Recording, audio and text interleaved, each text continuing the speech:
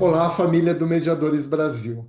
Hoje eu tenho a honra, o privilégio de trazer aqui para vocês uma pessoa muito especial que a gente estava esperando que chegasse aqui na casa do Mediadores, na casa do MB, para poder compartilhar um pouco dos seus saberes. Estou falando de doutora Doroteia Silva de Azevedo Mota, essa juíza do trabalho do estado da Bahia, dessa linda Salvador. Antes de começarmos aqui a gravação, inclusive falávamos um pouco sobre essa cidade que eu considero como a minha segunda casa, onde inclusive no ano que vem, em 2027, nós vamos ter aí o evento do Mediadores Brasil Experience, evento esse que a gente já está trabalhando com todo carinho, com todo cuidado, para que seja um grande evento, tal qual foram os anteriores.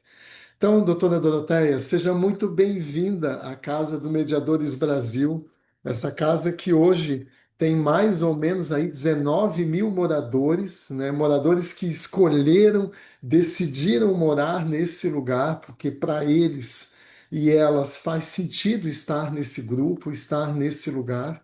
Então, para nós poder ter esse momento de partilhar um pouco das nossas experiências e, sobretudo, saber um pouco da sua jornada, do seu caminho no mundo da mediação, nos faz muito sentido. Então, em nome de toda essa enorme família, lhe damos aqui as boas-vindas.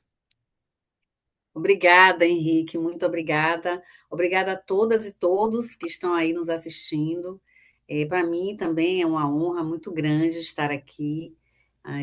Eu conheci o Mediadores Brasil, conheci o Henrique há algum tempo, o ano passado, na verdade, né? Tem pouco tempo, mas fiquei assim muito bem impressionada com a qualidade do trabalho. Eu estive no lançamento do livro da Dalva Luz, aqui em Salvador, sobre mediação familiar, e foi assim muito, Dalva, uma querida, né, que eu já conheço há algum tempo. Iniciamos juntas essa jornada da mediação aqui em Salvador, eu na área trabalhista, ela na área de família, e para mim, já naquela oportunidade, foi uma grande honra estar presente. E hoje, mais uma vez, é, rece- a- a- recebi o convite e aceitei o convite para estar aqui com vocês hoje. Para mim também é uma honra e uma alegria muito grande. Obrigada. Obrigado nós, obrigado nós. E faço questão aqui de registrar que esse seu mesmo carinho e apreço por professora Dalva é o carinho de todos nós também. Essa Sim. profissional que realmente tem trazido, através deste livro e dos próximos, porque eu sei que ela já está na produção do segundo, Ah, que beleza. tem trazido aí, contribuído muito para o mundo da mediação, especialmente da mediação familiar, já que ela é uma Sim. pessoa que mergulhou nesse tema da formação familiar sistêmica, né? Então, Uhum. tem todo o meu apreço também. Doutora, eu vou começar lhe fazendo uma pergunta de algo que, ao ler um pouco aqui da sua história da mediação, me deixou, intrigado no bom sentido da palavra e eu entendi que era importante a gente trazer esse tema aqui para o nosso bate-papo. Eu diria que a doutora praticamente cunhou aí um termo, um conceito, que é o de critério trabalhista puro. Para distinguir, me Isso. parece um pouco mais o que que é a conciliação e o que que é a mediação na área trabalhista.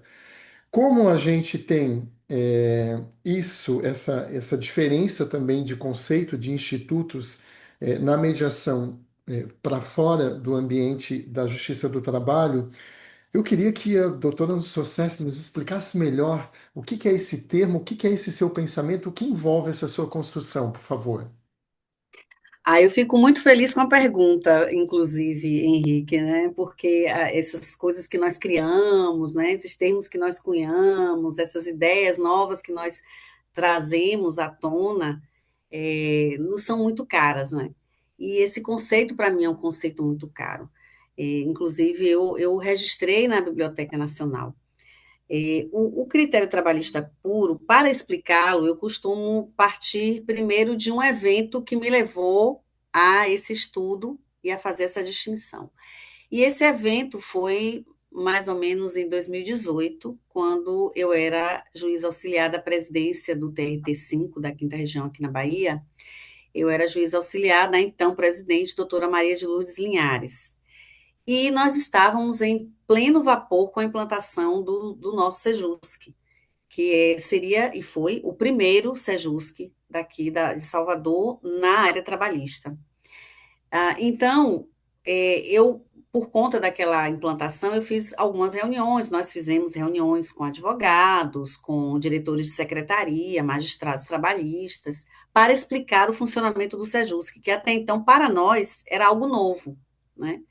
Porque a nossa resolução, que estava em vigor, então, que foi revogada ano passado, mas que estava em vigor, era a resolução 174, do Conselho Superior da Justiça do Trabalho. E essa foi a resolução adotada pelo CNJ para tratar da resolução adequada de disputas no âmbito da Justiça do Trabalho.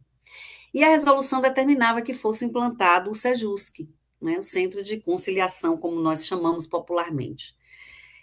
Então, nós estávamos a pleno vapor com aquela implantação, e na reunião com a advocacia estavam presentes diversos advogados que já atuavam nos sejusques da Justiça Comum, e também estudantes de direito, estudantes de mediação, mediadoras, mediadores, e todos muito interessados em ouvir sobre o sejusque da Justiça do Trabalho baiana.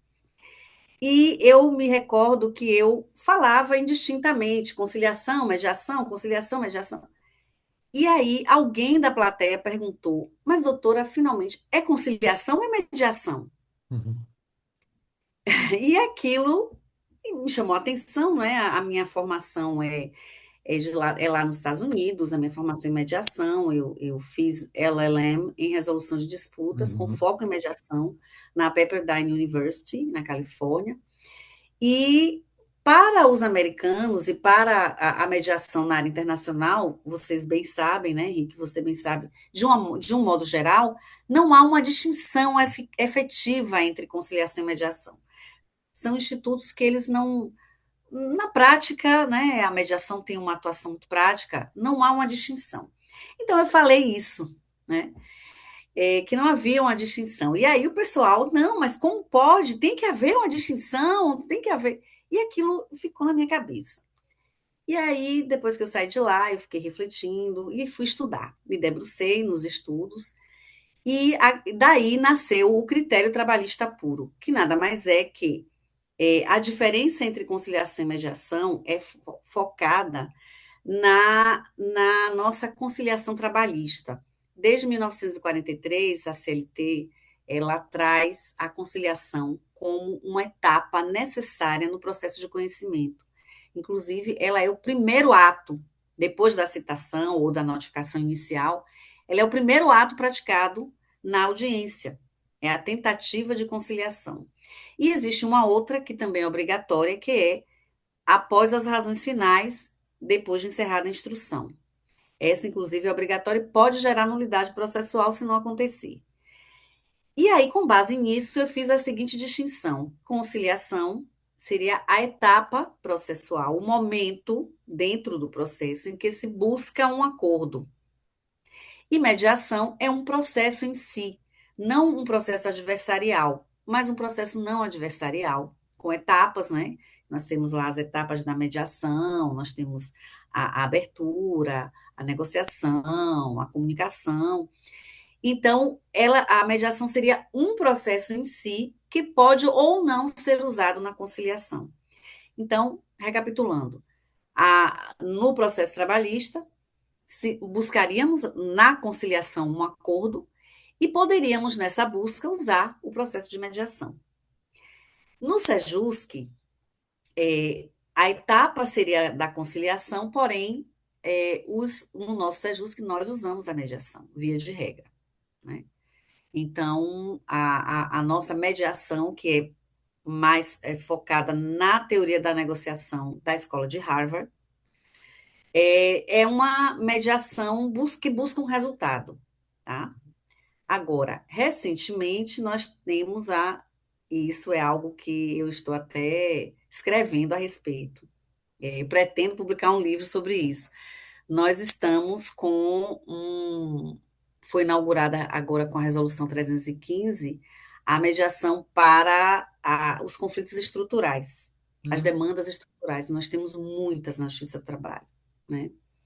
E aí eu estou desenvolvendo digamos assim, um procedimento para tratarmos, né, desses conflitos, dessas disputas na Justiça do Trabalho. Mas, enfim, basicamente a distinção é essa. Agora, você falou aí que seria um conceito usado na Justiça do Trabalho ou para as mediações trabalhistas, né? Eu diria que ele pode ser usado em qualquer tipo de mediação. Essa distinção pode ser usada em qualquer tipo de mediação. O que acontece é que o CPC fez essa distinção por conta de que, na verdade, não é nenhuma distinção, né? Porque o CPC não fala mediação, conciliação, ele fala mediadores e conciliadores, Uhum. né?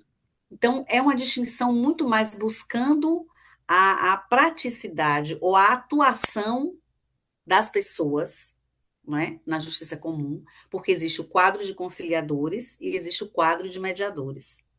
Então, é por isso que há essa distinção na justiça comum entre causas em que há uma relação anterior e causas em que não há uma relação anterior, né, entre as partes.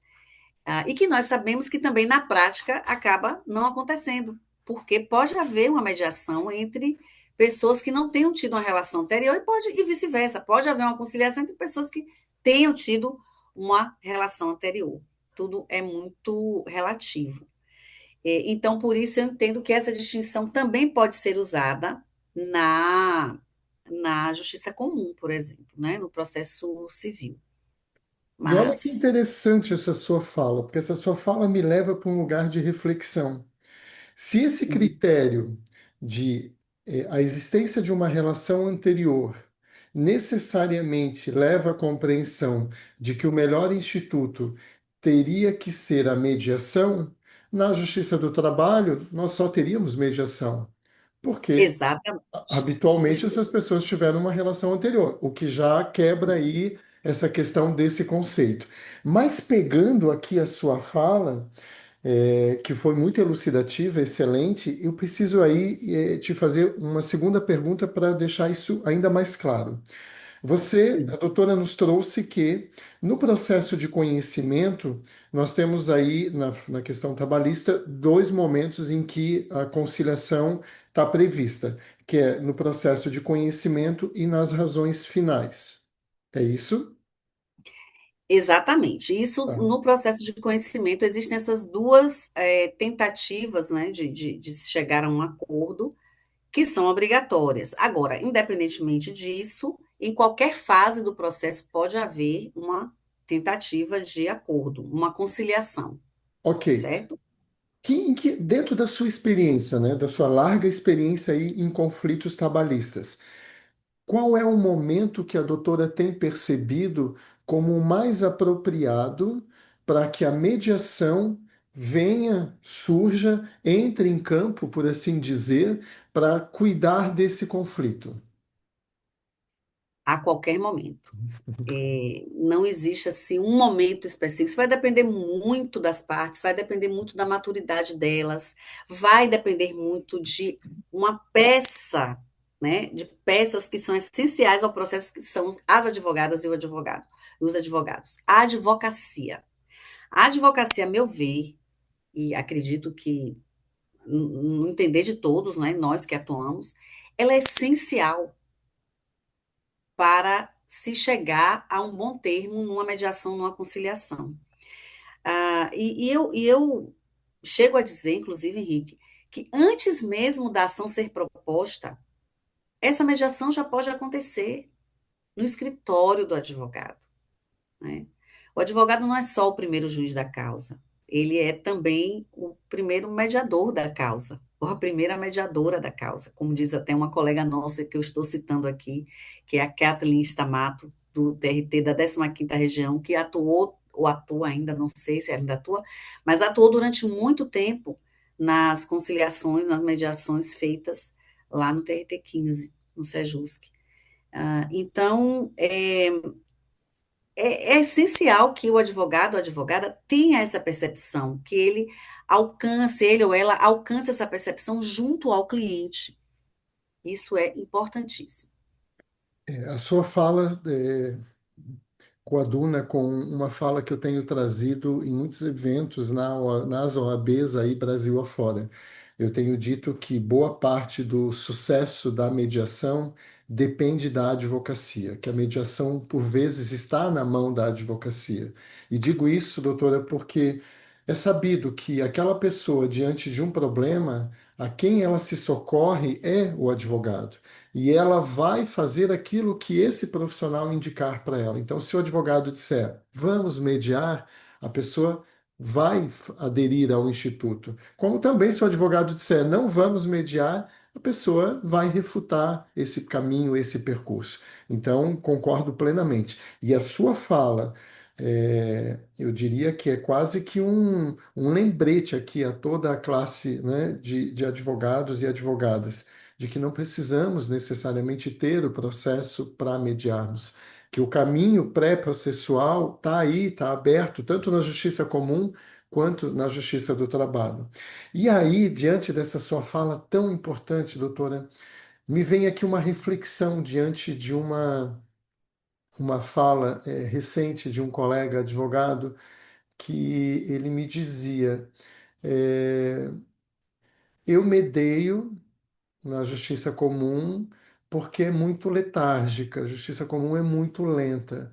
A justiça do trabalho eu não costumo mediar, porque eu vejo ela mais célere, a gente tem uma resposta mais rápida do conflito. O que que a doutora diria para esse profissional?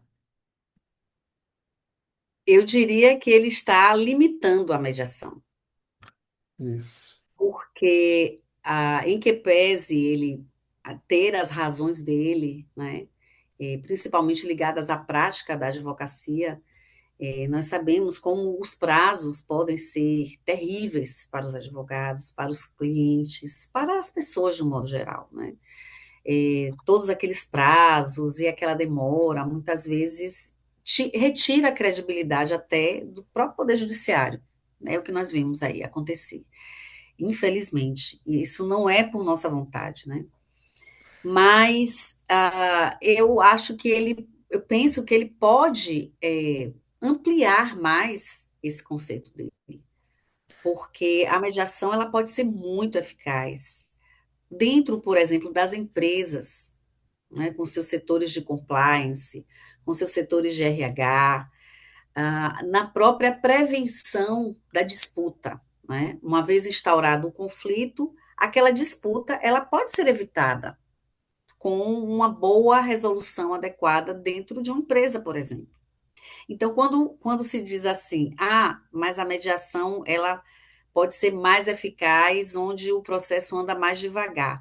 Com isso, talvez você esteja até impedindo que o seu cliente tenha uma resolução mais adequada, que pode vir por um acordo, né? Por exemplo, dentro da Justiça do Trabalho.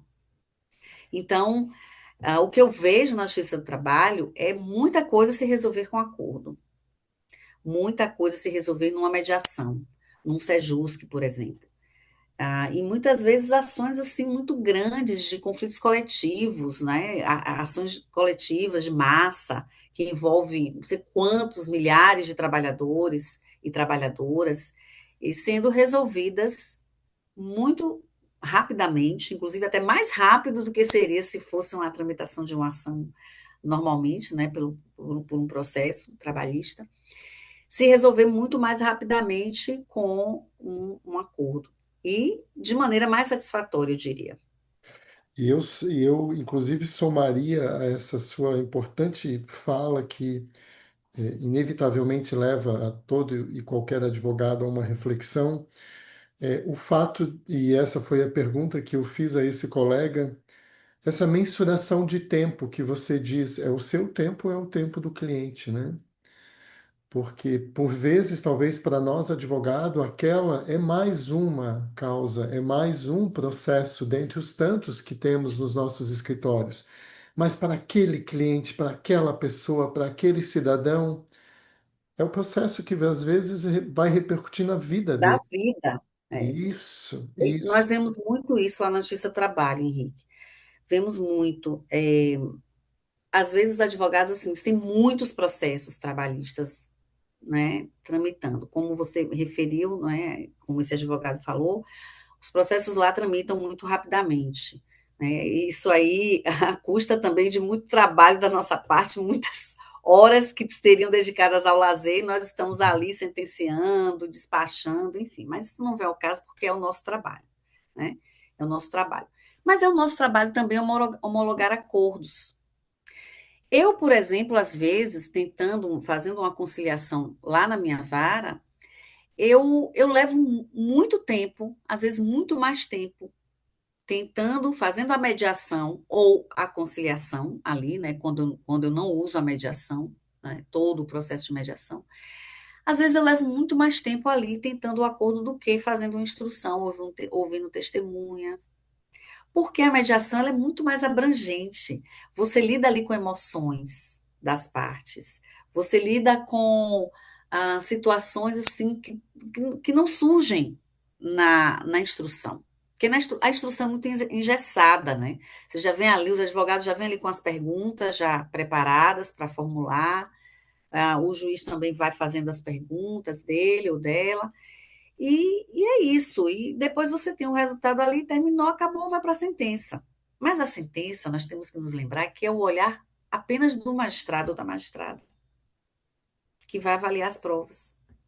Então, não tem ali. A partir do momento da sentença, acabou a atuação do advogado ou da advogada. O juiz é que vai dizer ali o direito de acordo com as provas que ele tem diante de si. Então, a atuação do advogado só vem depois, no recurso, no eventual recurso, na execução, enfim. Mas ali na hora da sentença, a sentença é um ato muito solitário do juiz.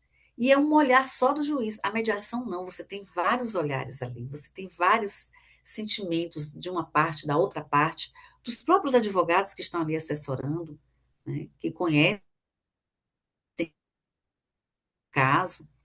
Então, a sentença ela é muito mais limitada. Ela é muito mais limitada.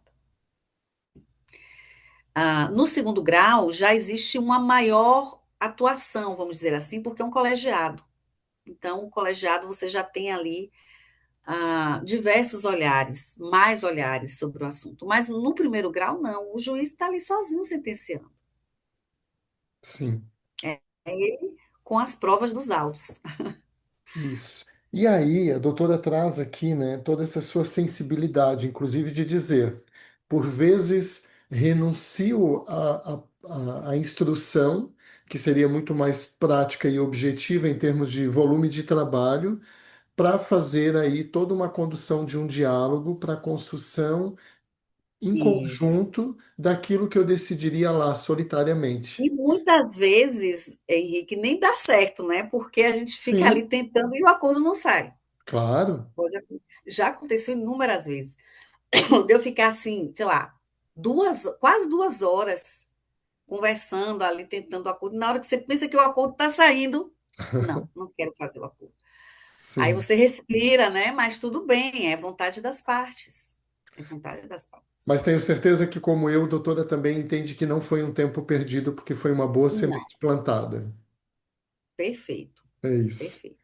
Deixa eu lhe perguntar algo que é uma curiosidade até que eu tenho, porque reconheço, tenho que reconhecer aqui, conheço pouco sobre a formação dos mediadores que atuam na seara da Justiça do Trabalho. Então, eu Sim. gostaria de lhe perguntar, para conhecimento meu e de toda a família MB, quem são os mediadores que atuam na Justiça do Trabalho? Qual é o percurso aí em termos de formação, de capacitação, de seleção que é feito? Ótima pergunta, porque existem muitas dúvidas a respeito, né? Na Justiça do Trabalho, como nós usamos a CLT, a princípio, o CPC só de forma subsidiária, e nós temos, em matéria de mediação, nós temos a nossa resolução, que atualmente é a 415, Uhum. que revogou a 174, de 2016, que foi a que inaugurou a mediação na Justiça do Trabalho. A 288 de 2021 também foi revogada pela 415. E a 415 ela é bem recente, ela é de 25 de maio, se não me engano, de 2025. Uhum. E entrou em vigor em agosto de 2025. Então, é uma resolução bem recente, ela compilou todas as demais, fez uma compilação, revogou as anteriores, e é ela que está em vigor hoje. Pois bem, como eu falei inicialmente, nós não temos na Justiça do Trabalho quadro de conciliadores, quadro de mediadores, como existe na Justiça Comum. Que, salvo engano, na Justiça Comum os conciliadores são do quadro, não é isso? E os mediadores são fora do quadro, né? Remunerados fora do quadro. Na Justiça do Trabalho não temos isso. Todos os nossos conciliadores barra mediadores, né, são do quadro Uhum. da Justiça do Trabalho. Então, não existe ainda, pelo menos até então, não há um concurso específico para mediadores. Nossos mediadores são nossos servidores e magistrados, né? Servidores, servidoras, magistrados e magistradas, podendo ser, inclusive, magistrados ou magistradas que estão inativos, estão aposentados ou aposentadas. Existem algumas regrinhas específicas para que eles atuem, mas é possível. E todos, sem exceção, têm que fazer o curso das escolas judiciais. Esse curso é um curso com duração de 100 horas, no mínimo, sendo 40 horas teóricas e 60 horas práticas. Essa é a formação inicial. Independentemente, a cada 3 anos, esses que já fizeram formação inicial, estejam ou não atuando, têm que fazer uma formação continuada, de mais ou menos 30 horas, certo? Em três Uhum. anos, isso depois de 3 anos, para continuar com a certificação e poderem atuar nos SEJUSCs, né? E as nossas mediações, né, conciliações, mediações no SEJUSC, são feitas por servidores, a princípio, e supervisionadas por um magistrado ou uma magistrada no SEJUSC, certo? Perfeito. Com atuação exclusiva no SEJUSC ou não. Pode acontecer, isso varia muito de um SEJUSC para o outro, pode acontecer daquele magistrado ou magistrada não ser exclusivo, atuar no SEJUSC e na vara, ou pode ser que atue só no SEJUSC. Normalmente, aqui em Salvador, eu acredito que o nosso supervisor hoje atua só no SEJUSC, né? É exclusivo. Perfeito. E só podem ser servidores ou servidoras do quadro. Então, não pode ter pessoas de fora. Ok, compreendido. Na sua fala anterior, a doutora citou os conflitos trabalhistas coletivos. E Sim. esse campo é um campo que eu confesso que me desperta grande interesse. Como que a doutora tem aí, diante da sua experiência, visto a eficiência do Instituto da Mediação para cuidar desses conflitos coletivos? Tem se mostrado um percurso viável, eficiente? Bastante eficiente. Olha só. Inclusive porque nós temos um procedimento no segundo grau, que é o dissídio coletivo, que ele só pode ser instaurado quando há anuência de ambas as partes.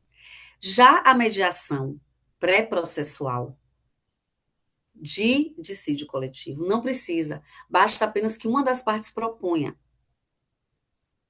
Peça que haja uma mediação, porque não estão se entendendo a respeito de determinado assunto, e aí chama-se a outra parte para que se sente numa mesa de mediação, uma negociação, e se tente chegar àquele acordo. Que se houver, aí vai gerar dali ou um acordo coletivo ou uma convenção coletiva de trabalho, Uhum. certo?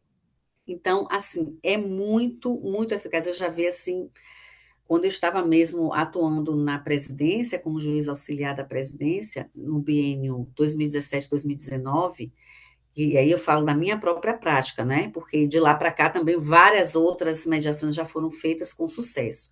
Mas na minha prática, na época, nossa, nós tivemos várias sentenças, várias sentenças não, acordos coletivos que nasceram de lá, das nossas mediações pré-processuais, feitas lá na presidência, né? Então, assim, Às vezes é um detalhezinho, eles não estão se entendendo para celebrar aquele acordo coletivo ou aquela convenção coletiva, que são os instrumentos, né, de coletivos que estipulam direitos e deveres de ambas as partes, empregado e empregador, de forma coletiva. Se for, por exemplo, o dissídio, o acordo coletivo, ele é feito entre o sindicato e uma determinada empresa, então vale para aqueles trabalhadores daquela empresa. E a convenção coletiva é feita entre os sindicatos, patronal e do profissional, dos empregados, né? Dos empregadores e dos empregados. E eles estabelecem normas, direitos e deveres para toda aquela categoria naquela determinada base territorial. Então, eu já vi acordos coletivos sendo feitos dessas mediações, né? Já vi sentença, eu só quero falar sentença, convenções coletivas também sendo feitas decorrentes dessas mediações, que até hoje continuam. Então, muitos casos são resolvidos com sucesso. Que bacana. É, sua fala me faz lembrar que recentemente conversávamos aqui no Mediadores Brasil com uma mediadora de Porto Alegre e que em Porto Alegre eles têm utilizado a mediação para a resolução de conflitos muito importantes da própria cidade e que envolve toda a coletividade, toda a população do município de Porto Alegre.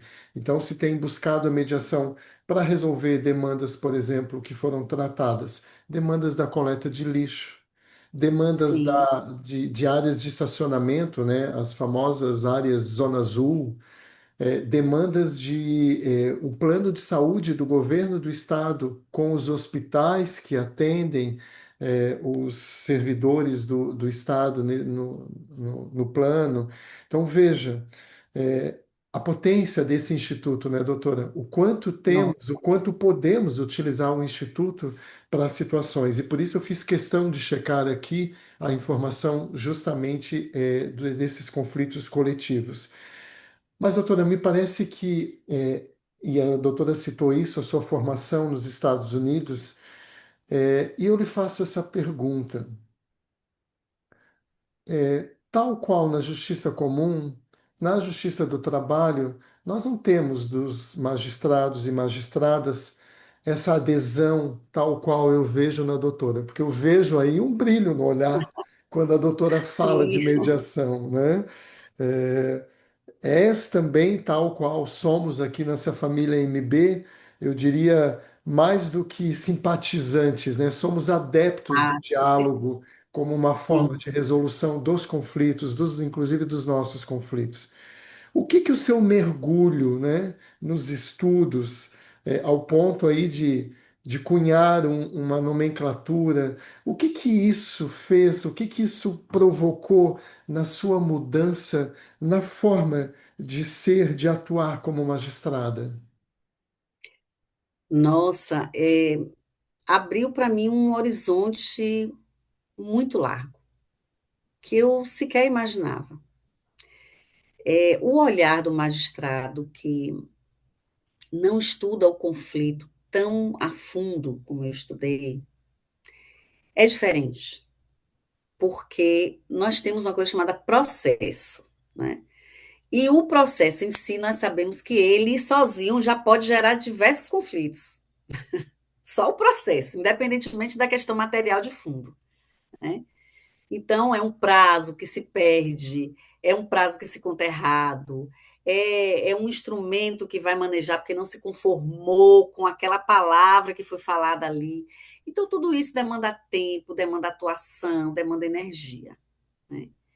E quando você estuda o conflito mais a fundo, e você estuda a mediação como um instrumento para resolver ou para transformar aquele conflito, né? Porque você bem falou aí sobre as atuações da mediação, no sentido até de criar direitos, criar regras, criar leis, criar, né? Quantas coisas nascem de uma mediação? Quantos novos olhares são lançados decorrentes de uma mediação?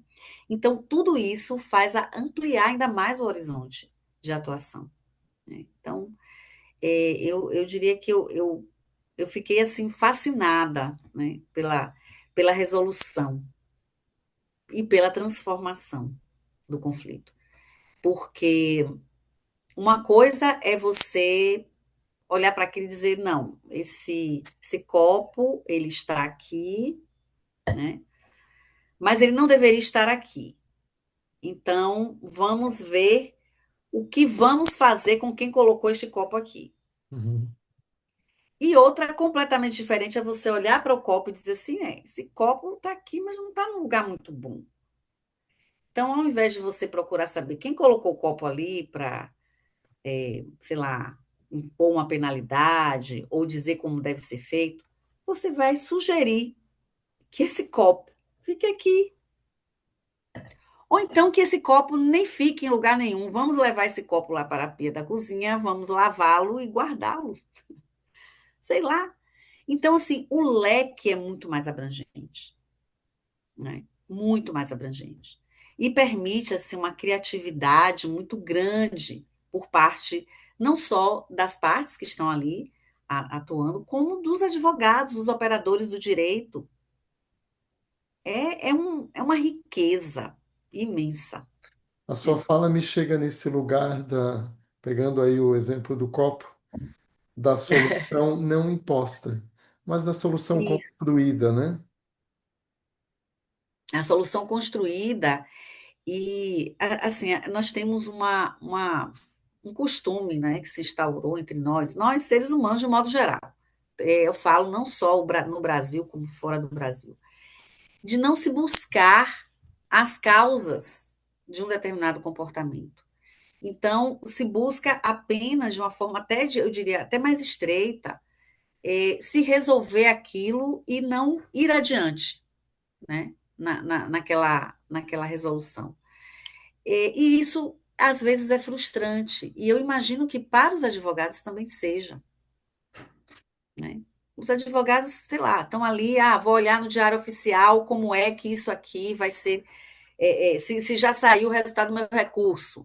Né? Aí vê lá o resultado do recurso, poxa, mas o resultado do recurso não foi bom. E agora, o que, é que eu vou fazer? Vou recorrer de novo. Aí fica naquela coisa, né? Naquele ciclo. Tudo bem, faz parte do contencioso, né? Faz parte do litígio. Mas na mediação você tem um leque muito maior, né? Desde que, claro, as partes e os advogados que as estão assessorando estejam dispostos a mergulhar, realmente, mergulhar para descobrir aquele restante daquele iceberg que está ali, né, submerso. Mas, bom, não sei, eu creio que eu fico muito movida com isso, sabe, Henrique? Porque eu consigo ver assim um horizonte de possibilidades que no contencioso nós não vemos, porque há Sim. um limite ali. A gente só pode ir até a página 2. E é natural, né? Todos nós, eu acredito que é, estudemos, né? Que mergulhamos um pouco mais com profundidade no instituto. É inevitável que a gente ocupe esse lugar de eu diria, de ampliação, né, do campo de visão, porque a gente consegue ver na prática, e não é apenas na teoria, né, é isso que eu costumo dizer a alguns colegas advogados. Eu posso trazer N exemplos de realidades, de casos que mediei, aonde a gente encontrou, ao conversar com os envolvidos no conflito, possibilidades que a gente jamais imaginaria existir. Porque quem está imbuído, quem está mergulhado no conflito, é que muitas vezes sabe o que é possível, o que melhor encaixa numa construção de um combinado que atenda à necessidade dele e do outro. Então, muitas vezes esse papel não é exercido pelo advogado, não tem como ser exercido por nós e tampouco pelo juiz, porque nós não conhecemos a realidade a fundo, tal qual quem está dentro do próprio conflito. Mas aí a gente precisa ter, enquanto operadores do direito, esse exercício de humildade, né? De dizer, É nós um exercício de é humildade um exercício muito de grande. humildade, claro, doutora. Esse Eu exercício de digo sempre aos meus mediadores: olha, vocês não estão aqui para ser deuses, nem deusas. Né? O mediador na mediação, ele é o terceiro, ele só vem depois. Uhum, Primeiro vem as partes. uhum. Depois vem os advogados que estão assessorando as partes e que irão prestar aconselhamento jurídico a eles ou a Isso. elas. Né? Depois é que vem o mediador. Então, o papel do mediador, ele é um papel de humildade, não de subserviência, entenda, Sim, né? Não é claro. de subserviência, não é de ser capacho, não é isso. Mas é de humildade. E humildade não é subserviência. Humildade vem de um local, de você saber que o seu papel ali não é um papel de protagonista, né? Muito mais de auxiliar. E nem por isso é menos importante. E eu diria, doutora, que talvez a humildade ela possa partir desse lugar de nós, operadores do direito, estejamos na posição que estivermos, advogados, juízes, promotores, entendermos e aceitarmos que o direito não dá conta de tudo. Exatamente, nós temos limites Isso, de várias ordens. Temos limites orçamentários, temos limites de pessoal, e cada vez mais a quantidade de pessoal está sendo reduzida nos tribunais, porque muitos servidores, magistrados se aposentando, essa que é a realidade que nós temos hoje, pelo menos na Justiça do Trabalho. E aí o quadro vai cada vez mais diminuindo, porque não se consegue ter vamos fazer mais concurso. Tudo bem, vamos fazer mais concurso. É até bom, porque entra mais gente, né? Renova, dá aquela arejada.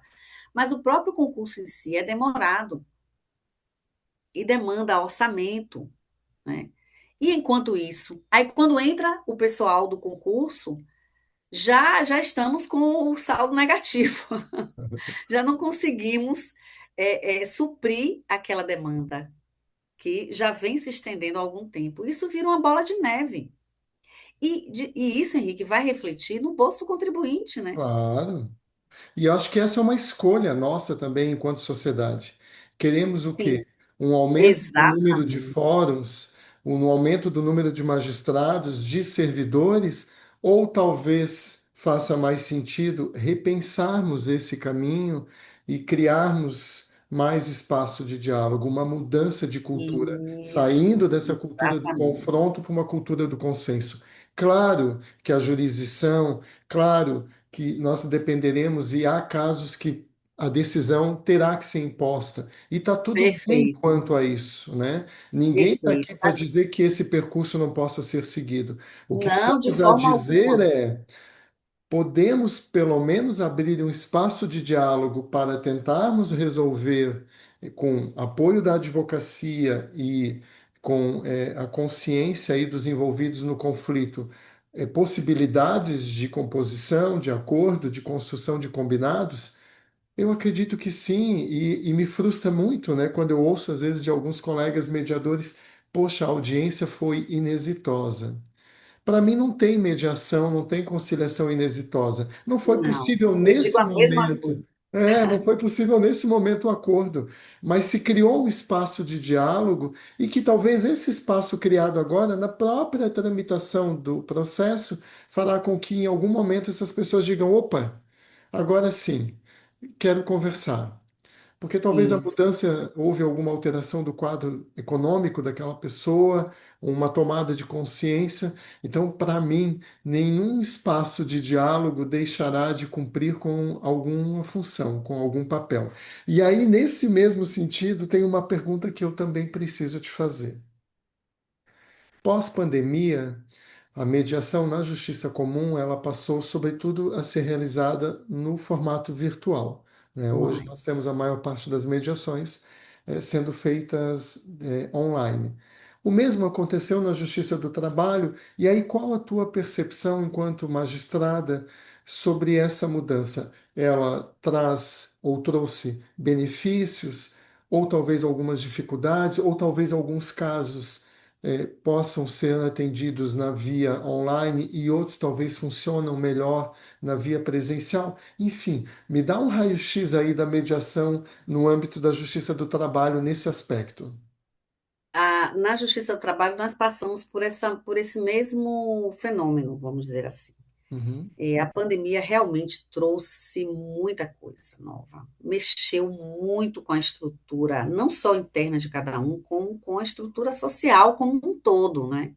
Então, nós tivemos diversas situações aí que a pandemia trouxe, e que até hoje ainda traz, reverbera, e vai reverberar durante muito tempo, acredito eu. Então, nós tivemos sim essa debandada para o online, né? E para nós, inclusive, o online, o virtual, foi muito importante, porque no início os advogados foram muito resistentes para a instrução do processo de forma online, porque a testemunha poderia estar sendo orientada por alguém que não estava ali na tela.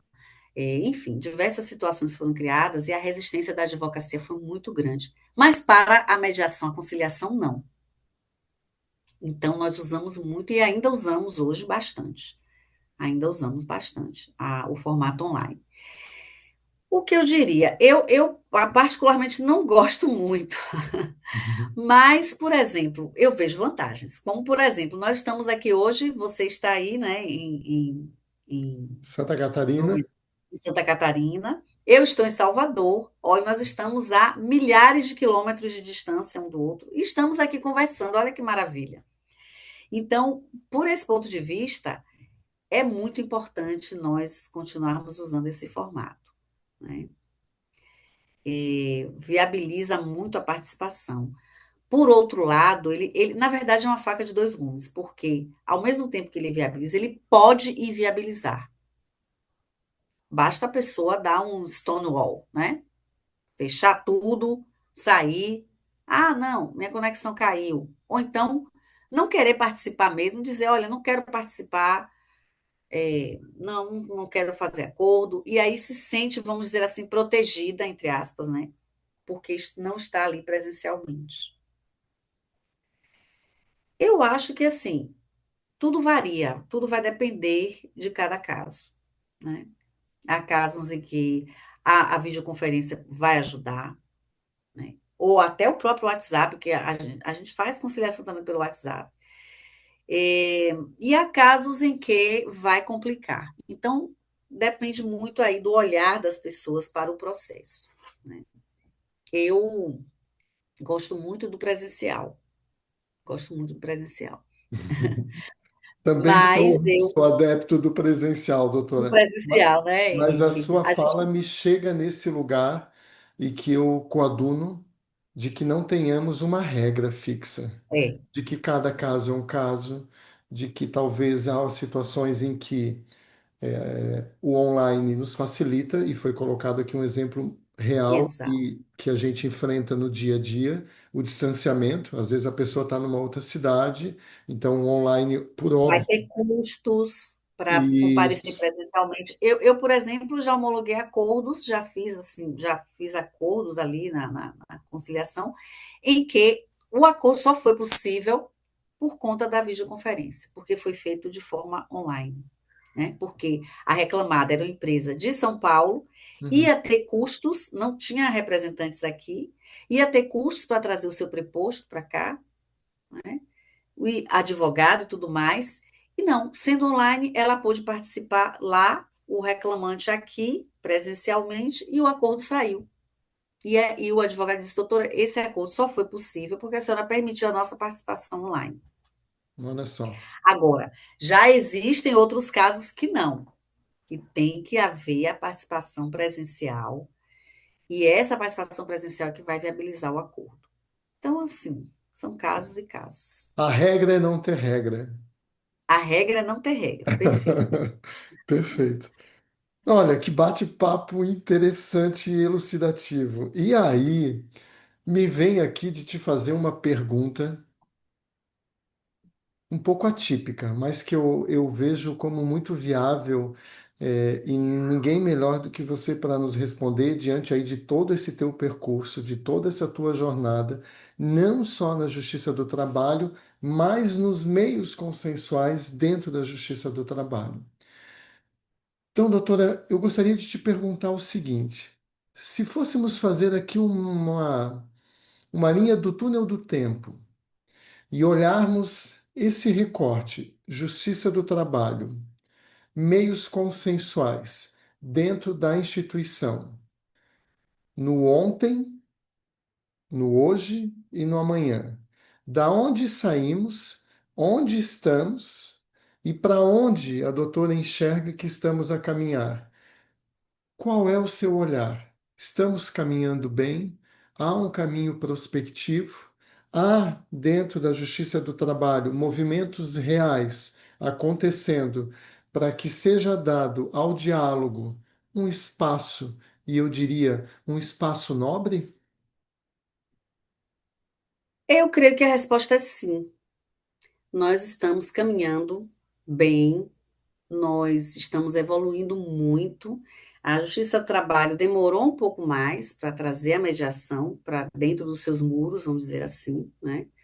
E isso se deu por uma série de razões, principalmente por conta do princípio da proteção ao hipossuficiente, que é o empregado, e se imaginava que a mediação poderia ser lesiva para o empregado. Então, isso fez com que nós não entrássemos na resolução 125 do CNJ, e fôssemos debatendo durante muito tempo, e somente em 2016 é que a nossa resolução veio a ser editada. Mas de lá para cá nós já demos um avanço muito grande, tivemos um avanço muito grande, em termos de tudo, em termos de cursos. Os nossos cursos são cursos assim, eu digo isso porque eu sou professora em diversos cursos de diversas escolas regionais, inclusive da Escola Nacional, que é a ENAMAT. O conteúdo atual da ENAMAT, do curso de conciliação, foi preparado por mim. Então, assim, eu posso dizer realmente que é, nós já avançamos muito na justiça do trabalho. Mas podemos avançar mais, né? Sempre podemos avançar mais, né, Henrique? E eu vejo muito isso no campo das leads estruturais, que são aquelas leads mais abrangentes, né? São aquelas leads como, por exemplo, discriminação, episódios de racismo, questões de gênero, trabalho infantil, né, que são as descritas pela Resolução 415, além de outras também que podem ser consideradas estruturais. Então, essas demandas estruturais, eu sinto que elas vão, cada vez mais haverá uma necessidade de abordar essas demandas. Não à toa, nós temos inúmeros processos, isso a advocacia trabalhista pode confirmar, inúmeros processos em que há pedido de indenização por dano moral, por assédio, assédio moral, assédio sexual. Eu diria que, assim, eu não tenho esse dado para lhe dizer, assim, com certeza, mas 50% quase dos processos têm pedidos de indenização por dano moral, ou pedido de assédio moral, o reconhecimento de assédio moral, o reconhecimento de assédio sexual. Então, eu sinto que isso vai se tornar cada vez mais importante, principalmente para os mediadores. E é por isso que isso está atraindo minha atenção, e eu estou escrevendo sobre isso também, porque nós, enquanto sociedade, não podemos achar que aquilo é só mais um conflito para ser resolvido. Claro que todo conflito é importante, claro que, principalmente para as partes, o seu conflito ele é importante. Pode ser por uma bobagem, que a gente acha que é uma bobagem, mas para aquela pessoa não é, né? Para aquelas partes não é. Então, só que esses tipos de conflitos, por eles abrangerem uma grande quantidade de pessoas, a sociedade, a própria família das pessoas envolvidas, outros empregados, né, o entorno dali da empresa, a empresa. Então, esses conflitos, eles vão necessitar de um olhar mais apurado. Já precisam, eu diria. Porque senão nós vamos implodir enquanto sociedade. Nós vamos implodir. Então precisamos evitar isso a todo custo. E nós, seres humanos, nós somos especiais, né? Nós temos faculdades, nós temos possibilidades que os animaizinhos não têm. Que tem uma inteligência, tem, mas é mais limitado. Olha quantas coisas nós criamos, quantas coisas maravilhosas nós criamos, e terríveis também, né? Como a guerra. Mas nós criamos coisas maravilhosas. Né? Nós criamos essa inteligência artificial aí, né? Que, segundo Miguel Nicoleles, ela não é nem inteligente nem artificial, porque a inteligência é um atributo humano E não é artificial porque quem criou foi o homem, né? Nós que alimentamos a inteligência artificial, né? Com os dados, com os prompts. Mas nós criamos coisas maravilhosas. Nós criamos aviões que cruzam os céus e podem nos levar de um lugar para o outro rapidamente. Criamos aqui essa internet, né? A rede mundial de computadores, podemos nos comunicar rapidamente, em questão de segundos, resolver coisas muito complicadas rapidamente. Então, nós temos muita capacidade, né? Eu sei que nem todo mundo acredita em Deus, mas como eu acredito em Deus, eu digo que nós somos criados à imagem e semelhança dele, né? Então, nós temos tantas faculdades e possibilidades à nossa disposição, então temos que utilizá-las, né? Então, não podemos nos restringir dentro de um conflito, por exemplo,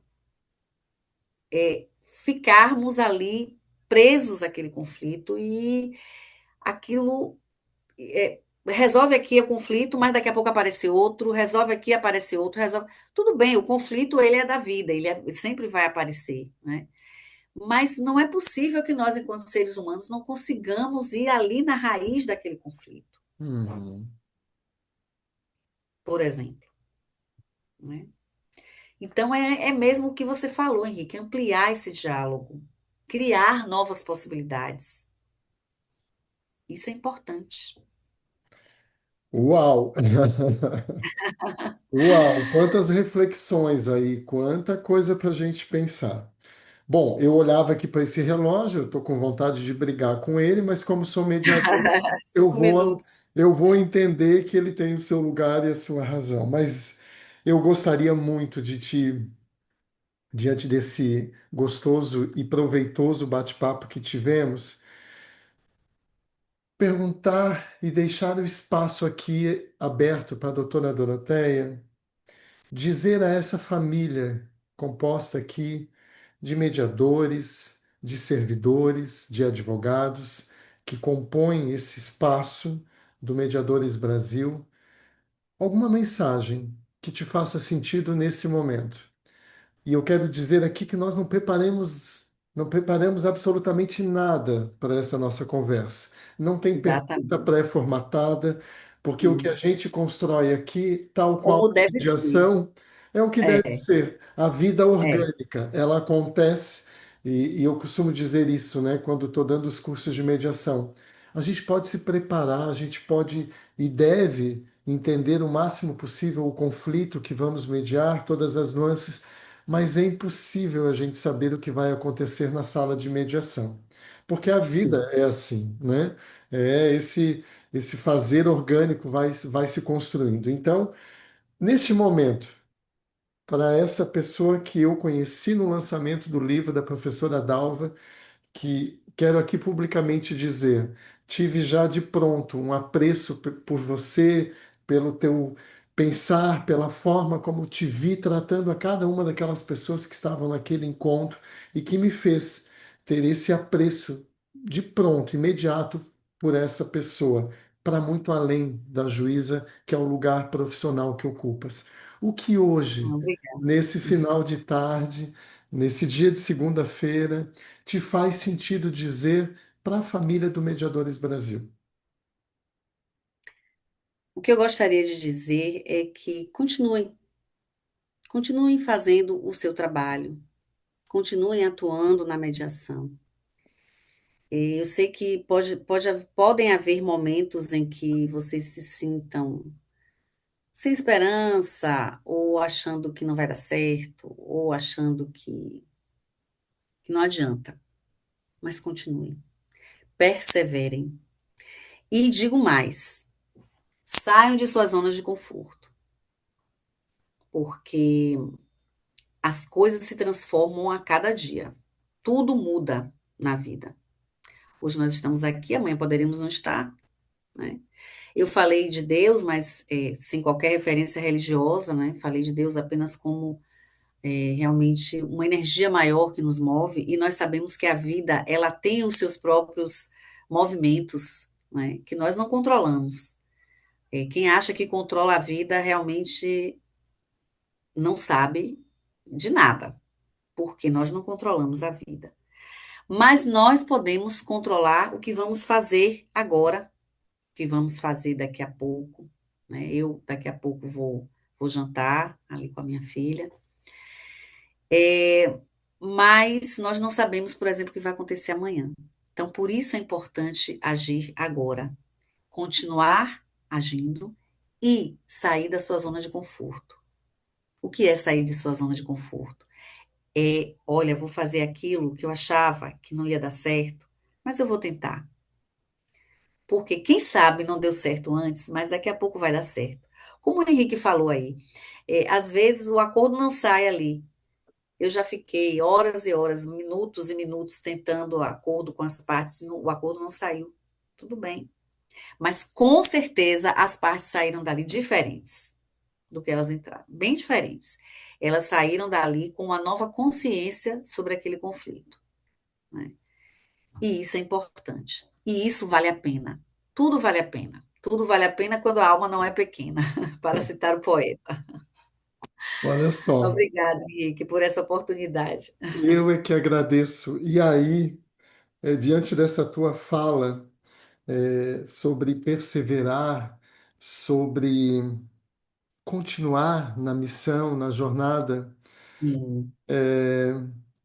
eu me lembrei aqui de algo que escrevi no livro Para Além da Mediação e fui buscar e encontrei aqui algo que talvez esteja em consonância com essa tua linda fala de fechamento. A mediação é uma jornada com várias estações e cabe ao mediador seguir atento às paradas, às necessidades, aos movimentos e aos pedidos implícitos e explícitos dos medianos. Pois, se visar exclusivamente o destino final que convencionaram como acordo, seguiremos reforçando o modelo de que a mediação exitosa é aquela que resolve o conflito. Então, eu acho que esse trechinho do livro coaduna com tanto do que falamos hoje aqui, que nós não temos como objetivo na mediação necessariamente o acordo, mas dar espaço para que as pessoas respirem, para que elas repensem os seus pontos de vista. Temos aqui uma fala tão importante sua, desse lugar de juíza, estimulando a advocacia a buscar a mediação e outros meios consensuais como uma possibilidade de aumentar o seu portfólio no fazer, né? Nós precisamos, eu quero deixar esse apelo aqui, Henrique, Isso, nós precisamos da advocacia. A isso, advocacia é muito importante.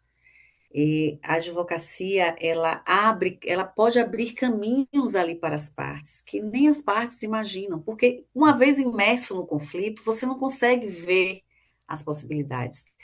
E aquela pessoa que vai ajudar as partes a ver essa possibilidade é o advogado ou a advogada. Então, exatamente, como é importante que vocês estejam junto conosco, como é importante que vocês se preparem, como é importante que vocês saibam atuar e saibam estar com os clientes de vocês, sabe? Tem pessoas que olham para o advogado e veem ali alguém que vai ajudá-lo realmente. Eu sei que é uma relação comercial também, há um pagamento por um serviço, mas é muito mais que isso. exatamente. Falamos então dos medianos, falamos dos advogados e terminamos aqui falando de uma peça tão importante nessa engrenagem, que são os mediadores e mediadoras. E aí, nada melhor do que fecharmos com esse apoio seu, dizendo perseverem, continuem, cumpram aí com algo muito maior que um trabalho, porque estamos sintonizados nisso também, doutora. Eu acredito que o trabalho do mediador é mais que um trabalho, é uma missão. E a gente É sabe uma missão. e a gente sabe quando está pronto para esse fazer. Então, em nome de toda essa família do Mediadores Brasil, toda a minha gratidão pela disponibilidade, pelo aceite do convite, por de pronto estar aqui conosco. E eu tenho certeza, pelo menos no que tange a todos nós aqui, posso lhe dizer, estamos desejosos que seja o primeiro de muitos outros encontros que eu tenho certeza que acontecerá. Muito obrigado. Eu que agradeço, Henrique. Obrigada. Obrigada a todas e todos mais uma vez. E tenham uma excelente semana. Tenham dias maravilhosos. Tá bom? Obrigada Obrigado. por esse espaço. Grande abraço.